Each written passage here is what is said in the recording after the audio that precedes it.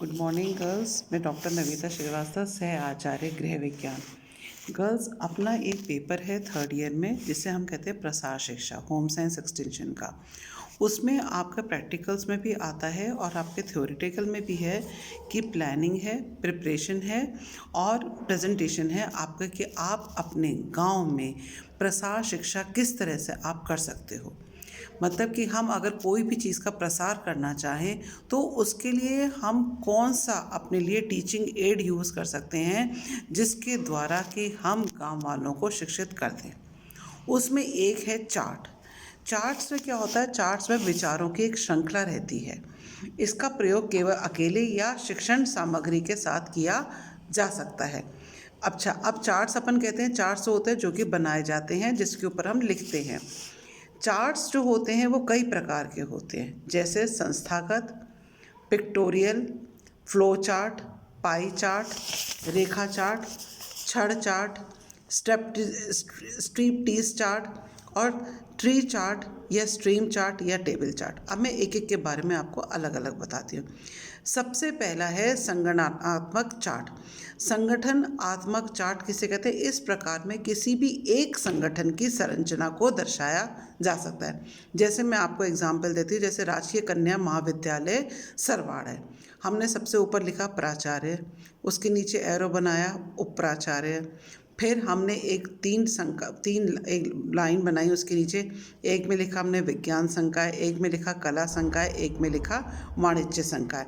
मतलब एक तरह से हम एरो के द्वारा हम पूरा एक संगठनात्मक चार्ट बनाते हैं। जैसे ऊपर लिखा हमने प्राचार्य, उसके नीचे एक एरो बनाया, उसके नीचे लिखा उप प्राचार्य, फिर उप प्राचार्य के बाद हमने उसको तीन में विभाजित कर दिया, कला संकाय, विज्ञान संकाय, वाणिज्य संकाय।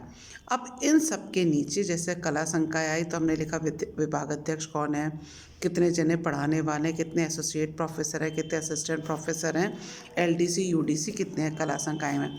ऐसे हमने विज्ञान संकाय में किया, ऐसे हमने वाणिज्य संकाय में किया। फिर है पिक्टोरियल चार्ट। पिक्टोरियल चार्ट किसे कहते हैं? जब हम भारत की जनसंख्या को दर्शाना हो चाहते हैं तो उसे हम पिक्टोरियल चार्ट द्वारा समझाते हैं। जैसे हमने लिख दिया बड़े शहरों की जनसंख्या, भारत के बड़े शहरों की जनसंख्या, उसमें हमने एक लाइन खींच के हमने लिख दिया चेन्नई में, जयपुर में, आगरा में, मुंबई में, दिल्ली में, कलकत्ता में कितनी कितनी जनसंख्या है, ये हमने पिक्चर के द्वारा हमने इसमें बता दिया। फिर है पाई चार्ट। पाई चार्ट में एक वृत्त होता है, वृत्त मतलब एक गोला होता है जिसमें कई भाग बने हुए होते हैं और उन भागों के माध्यम से हम पाई ग्राफ के माध्यम से हम कोई भी चीज़ दर्शाते हैं। जैसे विश्व में भारत की जनसंख्या को हम पाई चार्ट के द्वारा हमने एक गोला बनाया और उसमें हमने कई भाग कर दिए और उसमें कई कई देश बना दिए, जैसे Africa, Europe, US, Bharat, Russia, चीन आदि ये देश बना, और उसमें हमने दिखा दिया कि किसकी कितनी प्रतिशत जनसंख्या है। फिर है हमारा बार चार्ट, है ना। बार मतलब जो लंबी लंबी डंडियाँ हम बनाते हैं उसको हम बार चार्ट कहते हैं। जैसे हमें किसी आंकड़े को दर्शाने के लिए इस चार्ट का उपयोग किया जा सकता है। जैसे उदाहरण के लिए राजस्थान में बाजरे की उपज पिछले 4 वर्षों में कितनी हुई, इसे हम इस चार्ट के द्वारा दर्शा देते हैं। तो ये होते हैं बार चार्ट जिसमें लंबी लंबी हम लाइनें बनाते हैं। जैसे सन 2007 या 8 में इतनी थी बाजरे की, फिर हमारी बढ़ी 9-10 में, फिर 11-12 में कितनी बढ़ी, ये हम इसके द्वारा बता देते हैं। फिर आपका इसमें आता है रेखा चार्ट। रेखा चार्ट हम किसे कहते हैं? जिसमें कि हम चीज़ों को केवल रेखा के द्वारा ही दर्शाते हैं। जैसे उसे हम रेखा चार्ट, जैसे पिछले 7 दशकों में सोने की कीमतों में कितना उतार चढ़ाव आया, ये हम रेखा के द्वारा दर्शा देते हैं। फिर है फ्लो चार्ट। फ्लो चार्ट क्या कहते हैं? जब हम चीज़ों को नदी की तरह बहते हुए दिखाते हैं तो उसे हम फ्लो चार्ट कहते हैं। फिर है स्ट्रीप टीज चार्ट। जब चार्ट को किसी स्ट्रीप से ढककर बनाया जाता है उसे हम स्ट्रीप टीज चार्ट कहते हैं। प्रसारण शिक्षा करते थे हम, जैसे हम एक साथ सारी चीज़ें नहीं दिखानी है, हम उसको ढकते हुए दिखाते हैं और धीरे धीरे उसको हम हटाते जाते हैं, तो उसको हम कहते हैं स्ट्रीप टीज चार्ट। मतलब हमने पूरा चार्ट खोल के नहीं दिखाया, हमने उसमें थोड़ी थोड़ी चीज़ें जो हमें बतानी है वो हम उसको खोलते गए और वो कवर करते गए और धीरे धीरे हम उसको हटाते गए। Tree chart.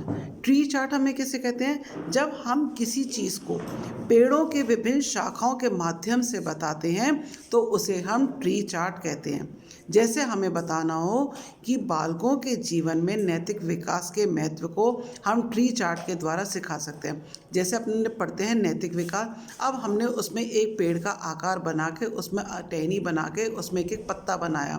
जैसे अब हमने बताया नैतिक विकास का क्या महत्व है, चरित्र निर्माण होता है, व्यक्तित्व विकास होता है, सुरक्षा की भावना आती है, अभिवृत्तियों का विकास होता है, जागरूकता का विकास होता है, सही निर्णय लेने की क्षमता आती है, समाजीकरण में होता है, आचरण का निर्धारण होता है। तो इसे हम ट्री चार्ट के माध्यम से हम बताते हैं, जिसमें कि हमने एक टहनी बनाई और उसमें हमने अलग अलग शाखाएं बना दी।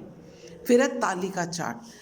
जब हम किसी आंकड़े का तुलनात्मक अध्ययन करना चाहते हैं अथवा किसी चीज़ की जानकारी प्राप्त करना चाहते हैं तो हम उसे तालिका मतलब टेबल टाइप बना देते हैं। जैसे हमने बनाया कि विभिन्न राज्यों की जनसंख्या तथा भारत की कुल जनसंख्या में कितना प्रतिशत है, तो एक तो हमने बना दिए राज्य, फिर लिख दिया जनसंख्या वर्ष और फिर हमने भारत की कुल जनसंख्या का प्रतिशत लिख दिया।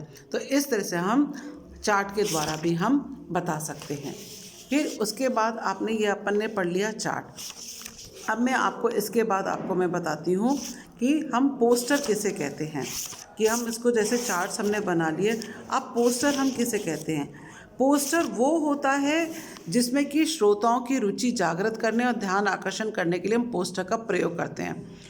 पोस्टर्स में बड़े बड़े अक्षरों में संदेश लिखा जाता है अथवा चित्र बनाता है। चार्ट में हम ज़्यादा से ज़्यादा लिखते हैं, जबकि पोस्टर में चित्र ज़्यादा होता है, जिससे कि दर्शक का ध्यान सहज ही चला जाता है। तो जो मेन अंतर होता है चार्ट और पोस्टर में ये होता है कि चार्ट में लिखा हुआ ज़्यादा होता है, जबकि पोस्टर में चित्र ज़्यादा होता है, लिखा हुआ कम होता है। जैसे एग्जाम्पल मैं आपको देती हूँ, जैसे हम फिल्मों का पोस्टर देखते हैं, फिल्मों के पोस्टर से ही पता लग जाता है कि ये पोस्टर कौन सी पिक्चर का है। लिखा हुआ सिर्फ पिक्चर का नाम होता है, लेकिन चित्र ही निर्धारण कर देता है कि ये पोस्टर क्या कहना चाहता है। पोस्टर में एक ही विचार प्रस्तुत किए जाते हैं और उसमें लेकिन विचारों की श्रृंखला हम नहीं डालते हैं। और प्रसार कार्यकर्ता जो होता है वो जो संदेश देता है, श्रोताओं को देना चाहता है, वो उस संदेश को वैसा ही वैसा समझ में आ जाता है। पोस्टर लगाना बहुत सरल होता है क्योंकि उसको हम चित्रों के माध्यम से और एक अनपढ़ व्यक्ति भी उसको देख के समझ जाता है, जबकि चार्ट में लिखावट ज़्यादा होती है, इसके लिए शिक्षित होना ज़रूरी होता है। तो चार्ट जो होता है उसके लिए शिक्षित होना और लिखा हुआ ज़्यादा होता है। पोस्टर में सिर्फ चित्र के माध्यम से तो एक अनपढ़ व्यक्ति भी, निरक्षर व्यक्ति भी उसको देख के समझ जाता है कि ये क्या कहना चाहता है। फिर पोस्टर बनाते समय हमें किन बातों का ध्यान रखना चाहिए। पोस्टर आकर्षक और चटकीले रंगों में होने चाहिए। डिज़ाइन साधारण हो परंतु सुंदर और आकर्षक होना चाहिए। डिज़ाइन बहुत ज़्यादा भरा भरा नहीं होना चाहिए। खाली स्थान को भी महत्व दिया जाना चाहिए जैसे ताकि उसे देखकर दर्शक मुग्ध हो जाए। चटक रंग, विशेषकर लाल, नीले, पीले रंगों का प्रयोग पोस्टर में करा जाना चाहिए। 3 से 4 ज़्यादा रंग नहीं करने चाहिए वरना उससे कन्फ्यूजन हो जाता है और साथ ही रंगों का संयोजन भी नहीं मिल पाता है। यदि हमें कोई फोटोग्राफ लगाकर उसकी पृष्ठभूमि को बहुत अधिक आकर्षक नहीं बनाना चाहिए। ऐसा करने से क्या होता है, मूल बात तो रह जाती है और दर्शक का ध्यान क्या रहता है, अनावश्यक ही उसके पृष्ठभूमि पर चला जाता है। अतः हमें ये देखना चाहिए कि सिर्फ उसी को ही पोस्टर में ज़्यादा तवज्जो दे जो कि जिसके ऊपर हमें अपना ध्यान केंद्रित करना है। पोस्टर में चारों तरफ खाली स्थान छोड़ना चाहिए। पोस्टर पहले रफ पेंसिल से बना लेना चाहिए, फिर उसे दर्शकों को दिखाएं ताकि उसमें कोई दोष नज़र आए तो उसे दूर कर दें और फाइनली उसको हम उसका एक चार्ट का रूप कर दें। पोस्टर में 5 शब्दों से अधिक वाला शीर्षक का कैप्शन नहीं होना चाहिए। कोई भी शीर्षक हो वो लंबा नहीं होना चाहिए और किसी भी पढ़ने में असुविधा नहीं होनी चाहिए। हमेशा शीर्षक जो हो वो क्षैतिज दिशा में होना चाहिए, मतलब हॉरिजॉन्टल होना चाहिए और शीर्षक को भी आकर्षक चटकीले रंगों से बड़े अक्षरों में स्टेंसिल से लिखा जाना चाहिए। तो ये मैंने आज आपको बताया कि पोस्टर और चार्ट्स क्या होते हैं, पोस्टर और चार्ट में क्या अंतर होता है, ये आज हमने पढ़ा। अब मैं नेक्स्ट आपको बताऊंगी फ्लैश कार्ड किसे कहते हैं, पैम्फलेट किसे कहते हैं और लीफलेट्स किसे कहते हैं, ये नेक्स्ट क्लास में मैं आपको बताऊंगी। तो ये 5 चीज़ें हैं जो कि हमें हमारे प्रसार शिक्षा में, गांव में शिक्षा देने में हमें इन चीज़ों का प्रयोग किया जाता है और शहरों में भी इनका प्रयोग किया जाता है।